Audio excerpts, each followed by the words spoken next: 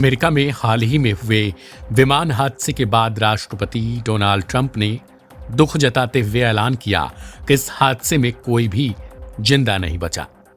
विमान में सवार सभी 64 यात्रियों की मौत हो चुकी है।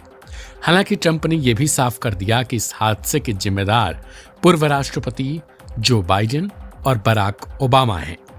बता दें कि अमेरिका की राजधानी वाशिंगटन डीसी में यात्री विमान हेलीकॉप्टर के टक्कर से यह हादसा हुआ। हादसे के बाद राष्ट्रपति डोनाल्ड ट्रंप ने एक संबोधन में यह साफ किया कि आने वाले समय में ऐसी कोई घटना दोबारा देखने को नहीं मिलेगी। हादसे के लिए मुख्य तौर पर उन्होंने हेलीकॉप्टर के पायलट को जिम्मेदार माना है। राष्ट्रपति डोनाल्ड ट्रंप ने कहा कि मैं और मेरी सरकार ने सुरक्षा को प्राथमिकता पर रखा है, जबकि ओबामा, बाइडेन और डेमोक्रेट्स के लोगों ने नीतियों को सबसे पहले रखा। ट्रंप के मुताबिक वे ऐसे लोग चाहते हैं जो सामर्थ्यपूर्ण हों, इसलिए उन्होंने संघीय विमानन प्रशासन यानी कि FAA के कार्यवाहक प्रशासक क्रिस रोशेल्यू को अपॉइंट किया है।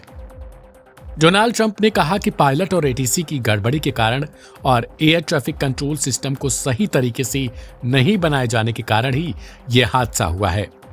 गौरतलब है कि अमेरिकन यात्री विमान जिनमें 60 यात्री और 4 चालक दल के सदस्य शामिल थे, सभी को इस हादसे के बाद मृतक मान लिया गया। अब मृतकों के शव की तलाश की जा रही है।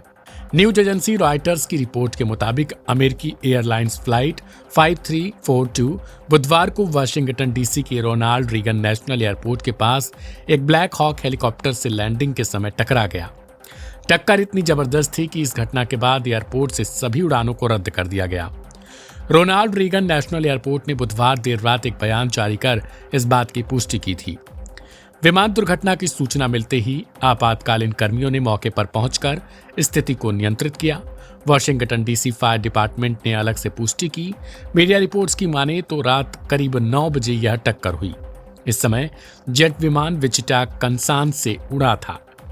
यह विमान हवाई अड्डे के रनवे के पास पहुंचते समय सेना के ब्लैक हॉक हेलीकॉप्टर से टकरा गया, जिसके बाद यह हादसे का शिकार हो गया। इस हादसे में अब खबर आई है कि सभी सवार यात्रियों की मौत हो चुकी है और फिलहाल उनके शवों की तलाशी की जा रही है। इनमें से कुछ शव निकाल भी लिए गए हैं। ऐसे में अब राष्ट्रपति डोनाल्ड ट्रंप की तरफ से बाइडेन और ओबामा को जिम्मेदार ठहराया गया, जिसकी चर्चा पूरे अमेरिका में जोरों पर है, क्योंकि इस वक्त हाल ही में हुए चुनाव के बाद से राष्ट्रपति डोनाल्ड ट्रंप ने अपनी गद्दी संभाली है। इस रिपोर्ट में इतना ही। तमाम अपडेट्स के लिए सब्सक्राइब करें लाइव हिंदुस्तान।